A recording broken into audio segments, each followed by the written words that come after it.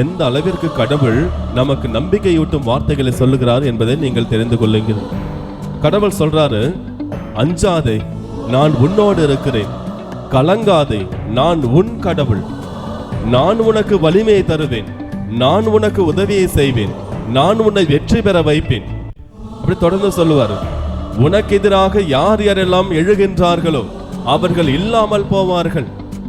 உனக்கு எதிராக யார் யாரெல்லாம் சூழ்ச்சிகளை செய்கிறார்களோ அவர்கள் மானக்கேடுற்று அழிந்து போவார்கள். நீ அவர்களை தேடுவாய், ஆனால் அவர்கள் யாருமே அங்கு இருக்க மாட்டார்கள்.